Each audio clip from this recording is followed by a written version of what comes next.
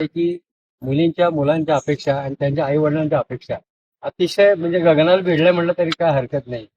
आणि त्याच्यामधून होणारे जे निरनिराळे समस्या उद्भवत आहेत, तर त्या समस्या थोड्याशा याच्यामध्ये मांडण्याचा एक सामाजिक प्रयत्न केलेला आहे.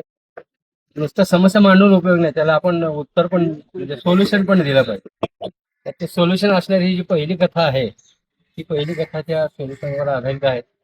अगदी छोटीशी आहे. ती मला सहज माझ्या मुलाच्या लग्नाच्या वेळेला जे काही मला अनुभव आले, त्यावेळेला हे शब्दबद्ध केलेले आहेत. नाही, वाचनपेक्षा असा अनुभवच सांगा की मग सर काय अनुभवले त्यातले पुस्तकातले तुम्ही लिहिलेलंच आहे ना, वाचन करण्यापेक्षा. ही जरा थोडीशी वेगळ्या पद्धतीने बर बर मांडणी बर केलेली आहे. बर बर.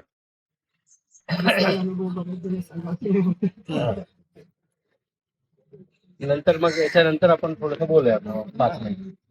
गुलाबी आख्या नावाची एक कथा आहे. ती मला अगदी 15 ते 20 मिनिटात सुचलेली कथा आहे आणि ती लगेच शब्दबद्ध सुद्धा करता आलं. त्याचं कारण असं आहे की आता मोबाईलमुळे एक सुविधा झालेली आहे आपल्याला, की बोललं की आपण ते टाईप होतानंतर ते दुरुस्त करायचं. पण ही कल्पना आपण आत्ता जी अनुभवतो, याच्यापूर्वी मी विज्ञान कथा आणि रहस्य कथा लिहित होतो. 1977 साली मी याच्यावरती एक लिहिलेलं होतं, अपूर्व संशोधक म्हणून कथा. ती कथा आता लवकरच आपल्या भेटीला पण संग्रहामधून येईल. आता ही कथा थोडस वाचतो. गुलाबी आख्या नावाची एक कथा आहे. सुगंधाने कपाटातून गुलाबी रंगाची साडी काढली. त्याच वेळेस आप्पा आणि आईने एकमेकांकडे हसून बघितले. थोडीशी नेत्रपल्लवी पण केली. काय ग, आज काय विशेष ऑफिसमध्ये? काही नाही, असं सहज. आज एक मीटिंग आहे आणि त्या मीटिंग मध्ये मला एक प्रेझेंटेशन द्यायचं आहे, म्हणून आज साडी नेस. असं का? सुगंधा, तुझ्या प्रगतीबद्दल आम्हाला खूप अभिमान वाटतो. गेल्या 5च वर्षात तू छोट्या मॉलमधून कॉर्पोरेट सारख्या मोठ्या मॉलमध्ये मॉल मॅनेजर म्हणून पद मिळवलं. याचा आम्हाला खूप अभिमान वाटतो. बर, ठीक आहे. संध्याकाळी यायला मला थोडासा उशीर होईल. काळजी करू नका. फार उशीर लागला तर फोन करेन, ओके? सुगंधा धावत पळत मॉलमध्ये आली. आलेल्या केबिनचा दरवाजा लोटला आणि आत बसून दिवसभराच्या कामकाजाची आखणी करायला तिने सुरुवात केली. HR आणि अकाउंट्स असे 2 विभाग तिच्याकडे होते. HR म्हणजे मनुष्यबळ व्यवस्थापन. आज कोण कोण हजर आहेत, कोण रजेवर आहेत, अशी सगळी माहिती तिने घेतली. त्यानंतर अकाउंट्सच्या काही फायली मागून घेतल्या आणि हिशोब बघायला सुरुवात केली. इतक्यात तिच्या समोर एक आकर्षक व्यक्तिमत्वाचा तरुण आला. तो म्हणाला, मॅडम, गेल्या आठवड्यामध्ये कॉम्प्युटर सेक्शन कडून मी काही इन्स्ट्रुमेंट गॅजेट्स खरेदी केलेली होती. त्यातील 2-3 गॅजेट्स खराब झाले आहेत. ते जरा बदलून दिले तर बरं होईल. ती म्हणाली, बसा, लगेच तुम्हाला मी बदलून देईन. इंटरकॉम करून कॉम्प्युटर सेक्शनच्या माणसाला तिने बोलवलं आणि ते तपासून बदलून द्यायला त्यांना सांगितलं.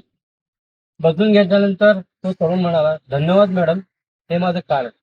मी IT इंजिनियर आहे. मोठ्या ऑफिसमध्ये इन्चार्ज म्हणून काम करतो. ठीक आहे. तितक्यात इंटरकॉम आल्यामुळे ते कार्ड तिला तसंच गडबडीने ड्रॉवरमध्ये ठेवून दिलं.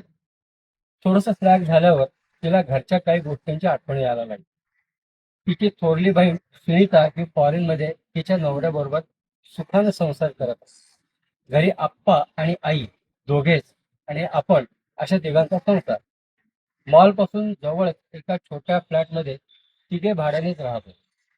आई आणि आप्पा सारखे बोलत, एकदा स्थळाचं बघ, वय झाले की नंतर मनासारखे स्थळ मिळत नसतात, तडजोडी कराव्या लागतात, वगैरे वगैरे. पण तिला महत्वाची काळजी होती की जर आपलं लग्न झालं तर आई आणि आप्पांना सांभाळणार कोण? हा एक महत्वाचा प्रश्न होता. पुष्कळ दिवस ती याचा विचार करत होती. 2-3 ठिकाणी तिने प्रयत्न पण करून बघितला, पण आई वडिलांची जबाबदारी घ्यायला कोणीच तयारी दर्शवली नाही. ठीक आहे, बघूया, असा विचार करत ती बसली असताना तो परवाचा तरुण आला आणि कामासोबत अन्य काही गोष्टी तिच्या बरोबर बोलत बसला. बोलता बोलता त्याने सांगितले की तो IT मध्ये काम करतो, पण त्याचा अद्याप स्वतःचा फ्लॅट नाही. तोच सध्या दुसऱ्याकडे राहतो, पण पगार वगैरे बऱ्यापैकी आहे. भविष्य काळामध्ये काहीतरी करून दाखवेन वगैरे असं बोलत होता. त्याच्याकडे तिने फारसे लक्ष दिले नाही, कारण असे बरेचसे कस्टमर आणि क्लायंट्स येतात आणि काय काय माहिती सांगून बोलून जातात, असा तिचा रोजचा अनुभव होता. पुन्हा 1-2 दिवसांनी तो आला. बिल वगैरे असेल तर तिकडे अकाउंट सेक्शनला द्या. मॅडम, ते पाकिट आहे, बिल वगैरे नाहीये, यात एक महत्वाचा डॉक्युमेंट आहे, तुम्ही सावकाश आणि व्यवस्थित वाचा आणि नंतर सांगा. तिने प्रश्न असतात मुद्रेने ते पाकिट ठेवून घेतले. ठीक आहे. दुपारी लंच नंतर तिला त्या पाकिटाची आठवण झाली. तिने वाचायला सुरुवात केली आणि तिला थोडासा आश्चर्याचा धक्काच बसला. त्यात लिहिलेलं होतं, मी IT इंजिनियर असून मी सध्या दुसऱ्याकडे राहतो. माझा स्वतःचा फ्लॅट नाहीये, पण मी लवकरच घेईन अशी आशा करतो. मला तुमच्याबद्दल बरीच माहिती इथल्या स्टाफ कडून मिळाली. तुम्ही पण स्थळाच्या शोधात आहात असं मला समजलं. मला असं वाटतं की तुमच्या कल्पना आणि माझे विचार या बाबतीत थोडेफार जुळतात. आजपर्यंत कामानिमित्त ज्या भेटीगाठी झाल्या त्यातून असं जाणवलं की मी पत्राद्वारे तुम्हाला असं प्रपोज करतो की जर तुम्हाला जोडीदार म्हणून योग्य वाटत असेल तर माझी माहिती मी तुम्हाला परवा कार्ड दिलेला आहे. त्या कार्डावरती माझा फोन नंबर आहे, पत्ता आहे, मी जिथं काम करतो त्या ऑफिसचा पत्ता पण आहे. तुम्ही अवश्य चौकशी करावी आणि जर योग्य वाटलं तर तुमचा होकार आहे असं जर तुम्हाला सुचवायचं असेल तर तुम्ही परवा म्हणजे मंगळवारी गुलाबी रंगाची साडी नेसून मॉलमध्ये यावं. म्हणजे मग मी समजून जाईल आणि तुम्हाला जर प्रपोजल पसंत नसेल तर तुमच्या साडीच्या अन्य कलरवरून मला समजेल व मी बाहेरच्या बाहेर निघून जाईल. धन्यवाद असं त्यांच्या पत्रात लिहिलेलं होतं. बहुतेक हा 2-3 दिवसापूर्वी आलेला तो तरुण असावा. त्याचे बोलणे वागणे सभ्य सुसंस्कृत व्यवस्थित घरातला वाटत होता. बघूया प्रयत्न करून असा विचार करून तिने मंगळवारची वाट बघितली. एका अनामी हुरहुरेने मंगळवार उजाडला आणि मॉलमध्ये पिंक कलरची साडी नेसून ती ऑफिसमध्ये येऊन बसली. सकाळपासून तो आता येईल मग येईल या विचारात मॉलच्या एंट्रन्स पर्यंत येरझाऱ्या घालून झाल्या. दुपार झाली, संध्याकाळ झाली, 7:30 वाजून गेले तरी अजून त्याचा पत्ता नाही. कार्डही सापडेना फोनसाठी. एक प्रकारची अस्वस्थता मनाला लागून राहिली. उगीच फायली वर खाली केल्या, अकाउंट सेक्शनला चक्कर मारून झाली, HR मध्ये कोणाची रजा आहे काय वगैरे चौकशी करून झाली. आज मॅडम इतका वेळ ऑफिसमध्ये कशा एकमेकांना तिथला स्टॉप खुणावत होता. शेवटी मॉल बंद करण्याची वेळ झाली. डोळ्यात अश्रूच्या धारा जमायला सुरुवात झाली. त्या खाली पडतील ना पडतील अशा बेताने रुमालाने कडा टिपल्या आणि हळूहळू मॉलच्या बाहेर आल्या. घर जवळच असल्यामुळे ती रोज चालतच जाईल. आपल्या नशिबाचा विचार करत तंद्रीत चालली होती.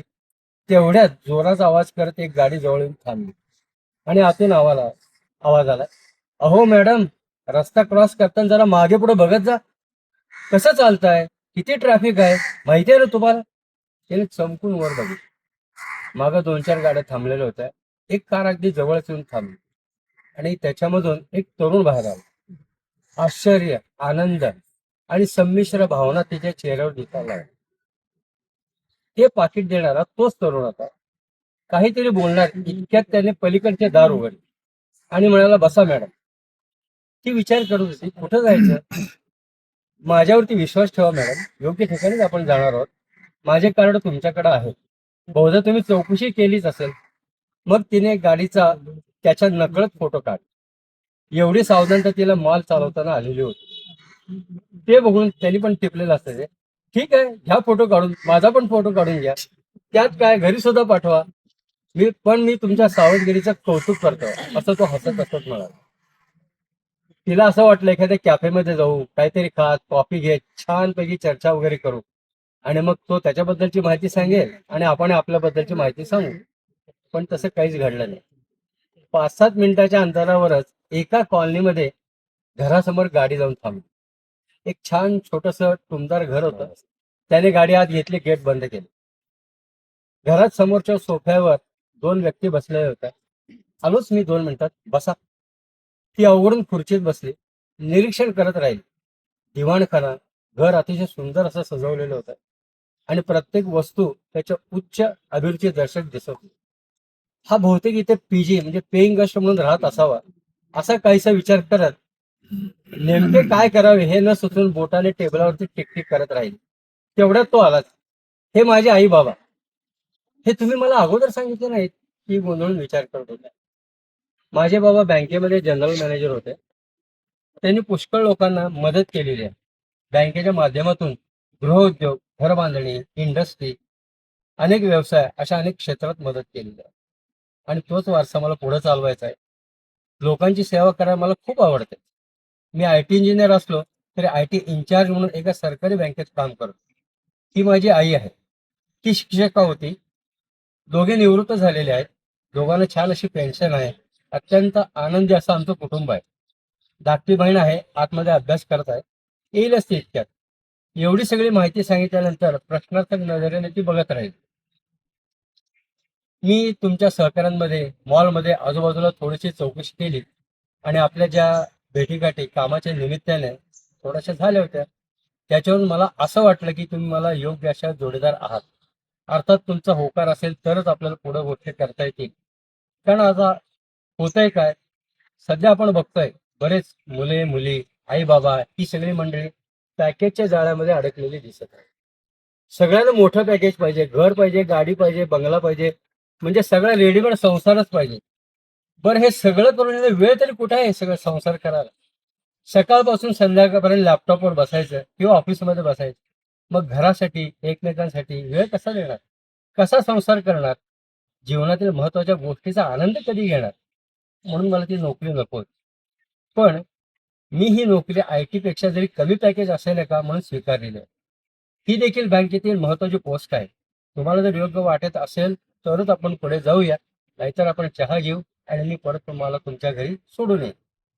अगोदरच आश्चर्य आणि संभ्रमित झालेली ती पुटपुटली. मला आई आपणशी बोलावं लागेल. मग बोल ना आता, शंतनूचे बाबा म्हणाले. आत्ता? हो, काय हरकत आहे बोलायला, आप्पा बाहेर आहे रे. शंतनूचे बाबा हसत हसत म्हणाले, तुझी मुलगी आली बघ. आतून आई आणि आप्पांना बाहेर येताना बघून तिला प्रचंड धक्का बसला. तुम्ही इथं कसे? आप्पा म्हणाले, तुला सांगितलं होतं ना मी आणि दादासाहेब म्हणजे शंतनूचे बाबा, आम्ही निवृत्तीनंतर एका सेवाभावी संस्थेत काम करतो. मला परवा साहेब म्हणाले होते की यावर्षी ते मुलाचे लग्न करणार आहेत, पण सगळ्यांना सांभाळून घेणारी आम्हाला मुलगी पाहिजे. तसंच मी पण त्यांना काळजी व्यक्त केली होती की मला पण असा जावे पाहिजे बाबा. म्हातारपणे आमचं कोण बघणार? मग गोष्टी अशा जुळून आल्या आणि त्यामुळे शंतनू पण म्हणाला की काय हरकत नाही, आपण विचार करूया. बाबा, हे सगळं तुम्हाला माहित होतं तरी मला नाही सांगितलं तुम्ही? लटक्या रागाने तिने विचारलं. अगं, तुझ्या मनाची कितपत तयारी आहे याची तपासणी देखील आम्हाला करायची होती ना. म्हणजे आज सकाळी गुलाबी साडी कपाटातून काढली त्या वेळेलाच आम्हाला अंदाज आला होता. दादासाहेबांचा पण फोन आला होता, संध्याकाळी या दोघे. तुझा जर होकार असेल तर आपण पुढच्या गोष्टी करू. विचारा सुगंधाला. सुगंधाला अनपेक्षित असा प्रचंड मोठा धक्का बसला. सुगंधा उठ. तिची त्या अवस्थेने सुटका करीत शंतनूची आई म्हणाली, आतमध्ये पोहे करून ठेवलेले आहेत, ते घेऊन ये. चहा पण ठेवलाय, तो पण घेऊन ये. सुगंधा उठली. तिने आतून पोह्याच्या डिशा भरून आणल्या, सगळ्यांना दिल्या. तिला काय बोलावं सुचतच नव्हता. अनपेक्षित असा आनंदाचा धक्का बसलेला. गोष्टी एवढ्या साध्या सोप्या सरळ होतील असं तिला कधी वाटलंच नाही. कारण आतापर्यंत आयुष्य थोडंसं झगडणं कष्टातच गेलं होतं. स्वबळावरती शिकलेली होती, सवरली होती, छान अशी नोकरी तिला मिळालेली होती. खूप आनंद होत होता. गुलाबी साडीवर रंग हळूहळू गालांवरून डोळ्यामध्ये उतरत होता. गुलाबी स्वप्नांना सुरुवात होत होती. तिरक्या नजरेने तिने शंतनूकडे पाहिले. चहा घेता घेता त्याच्या ओठावर हलक्या आवाजात शीळ घुमत होती. गुलाबी आंखें जो तेरी देखी समझना मुश्किल हो गया. जसे प्रश्न तसे उत्तर पण आपल्याकडे आहेत. त्याच्यात थोडंसं जरा आयडियल फॅमिलीचा एक प्रयत्न केलेला आहे.